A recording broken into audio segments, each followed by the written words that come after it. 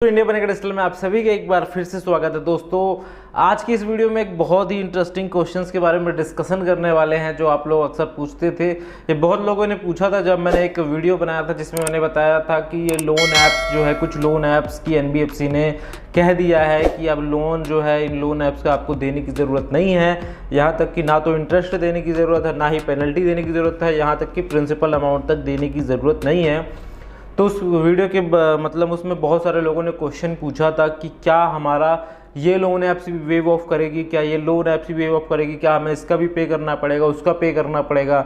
बहुत सारे क्वेश्चंस आए थे कि इस ऐप्स का पे करना है, उस ऐप्स का पे करना है, आखिर हमें किस लोन ऐप्स का पे करना चाहिए। और बात करते हैं सबसे ज़्यादा जो कमेंट आ रहे हैं किस्त और रुफीलो से रिलेटेड कि जो किस्त और रुफीलो लोन ऐप्स है क्या हम इनका पेमेंट करें या ना करें, इसके बारे में वीडियोस बनाइए, इसके बारे में बताइए। ट्रू बैलेंस से रिलेटेड क्वेश्चंस आप लोग करते थे, तो इन सब के बारे में आज इस वीडियो में बात करने वाले हैं दोस्तों। तो इस वीडियो को पूरा एंड तक देखिएगा, एक सेकंड के लिए भी स्किप मत करिएगा, हो सकता है आपके लिए बहुत ही इंपॉर्टेंट वीडियोज़ ये हो। तो सबसे पहले बात कर लेते हैं दोस्तों कि अगर लोन ऐप्स, कौन सा लोन ऐप्स का लोन वेव ऑफ होगा, कौन सा माफ़ होगा। तो दोस्तों ये डिपेंड करता है ओनली उस लोन ऐप्स की एनबीएफसी पे। पहले तो मैं आपको ये क्लियर कर दूं, अगर वो लोन ऐप्स की एनबीएफसी पूरी तरीके से बोल दे, स्टेटमेंट दे दे, तो उसके बाद ये सारी चीज़ें आप मान के चलो, ठीक है। अगर आपने कोई वीडियोस देखा, कहीं पे भी देखा वीडियोस में कोई कुछ बोल रहा है, अगर आप उसको देख के अगर आप सोच रहे हो कि आपका लोन वेव ऑफ हो चुका है, तो गलत है, ठीक है, क्योंकि बाद में आपको दिक्कत कर सकता है। अगर कोई स्टेटमेंट देता है एनबीएफसी, किसी भी लोन ऐप्स की एनबीएफसी, कि हम इनका लोन माफ़ कर रहे हैं, हमारे साथ जो लोन ऐप्स है उसका लोन माफ़ हो रहा है, उसके बाद ही दोस्तों आप ये समझना कि हमारा लोन जो है माफ़ हुआ है या किसी तरीके से भी वेव ऑफ हुआ है। अब यहाँ पे तो दूसरा सबसे ज़्यादा क्वेश्चन ये आता है यहाँ पे कि किस्त और रिफिलो का जो है, किस्त रिफिलो ट्रू बैलेंस का क्या करें, क्योंकि सबसे ज़्यादा, क्योंकि लोन तो यही देती थी और अभी भी शायद दे रही है, तो उसके बारे में भी लोगों ने पूछा है।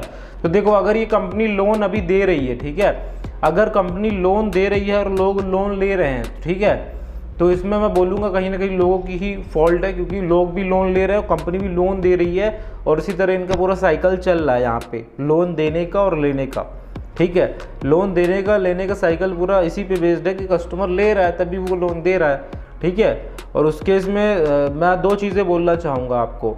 मैं डायरेक्टली ये नहीं बोलूँगा कि पेमेंट करो या नहीं करो, ठीक है, सिंपल सी बात है। अगर आपने पेमेंट ली है, आपने देख के लिया है टेन्योर, उस केसेस में आपको देखो दो चीज़ें हैं। अगर आपके साथ हैरासमेंट हुई है, गलत हुई है, या फिर आपको लगता है गलत टेन्योर दिखा के आपके साथ आपको लोन दिया गया, तो उस केस में आप कानूनी तरीके से जा सकते हो, लीगल वे में जा सकते हो, ठीक है। आप लीगल वे में अपनी लड़ाई लड़ सकते हो, उसके बाद आपको एक अच्छा प्रॉपर रिस्पांस मिलेगा। लेकिन आप दूसरा तरीका अगर ये देख रहे हो कि आपने सारी चीज़ें पता है फिर भी ले रखे हो आप, और तो उस केस में आपके लिए प्रॉब्लम क्रिएट हो सकती है फ्यूचर में, ठीक है। लेकिन अगर आपके साथ गलत हुआ है, मैं ये नहीं बोल रहा कि अगर आपके साथ गलत हुआ तो आप पेमेंट करो, इनकी नहीं करो, ये सब आपका मैटर है, आपका पर्सनल इशूज़ है। लेकिन मेरा जो बताना फ़र्ज था मैं वो आपको बता रहा हूँ। अगर कंपनी ने गलत पॉलिसीज़ के थ्रू लोन दिया, गलत तरीके से लोन दिया, तो उस केस में आप एक दूसरे तरीके से जा सकते हो। लेकिन अगर पेमेंट पूरी तरीके से रोक दो, तो उसमें आपका सिविल डाउन होगा या हो सकता है। तो इस केसेस में आपको इस चीज़ को समझना है। और अब बात कर लेते हैं जो पता है बहुत सारे यूज़र्स के जो है घर में बहुत रिकवरी एजेंट विजिट करने के लिए आ रहे हैं। हमारे पास आज ही कमेंट आया था कि कुछ लोन ऐप्स के रिकवरी एजेंट हमारे बार बार घर होम विजिट के लिए आ रहे हैं, तो ऐसे का क्या करें। तो दोस्तों मैं बोलना चाहूँगा कि जो होम विजिट के लिए आ रहे हैं उसके लिए आप डायरेक्ट कंपनी से बात करो तो ज़्यादा बेटर होगा, बजाय उनके रिकवरी एजेंट से बात करने के अलावा। आप सीधे सीधे डायरेक्ट कंपनी से बात करो और ऐसा बोलो, और अगर उनका ट्विटर हैंडल है तो ट्विटर हैंडल के थ्रू बात करो, तो ज़्यादा हो सकता है आपका रिस्पांस जो मिलने वाला है उससे थोड़ा सा जल्दी रिस्पांस आपका मिल जाए।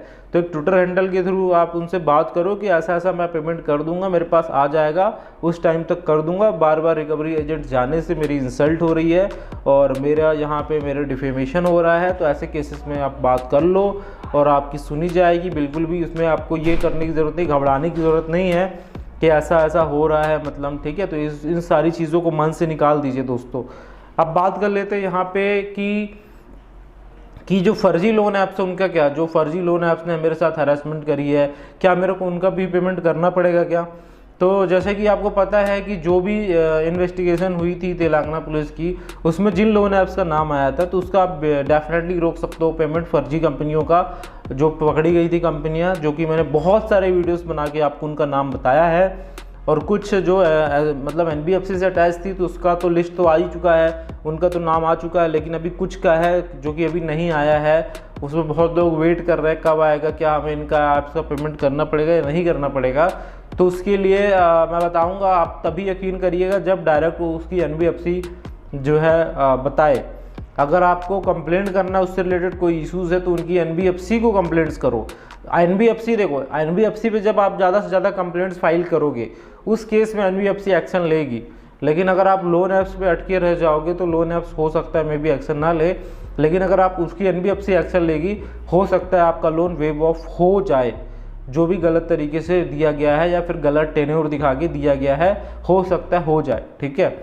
अब बहुत सारा क्वेश्चन ये आ रहा है कि लोन ऐप्स पे क्या NPA वाला ऑर्डर लगेगा, क्या लोन ऐप्स में मतलब लोन ऐप्स में से हमने लोन लिया है तो क्या NPA होगा।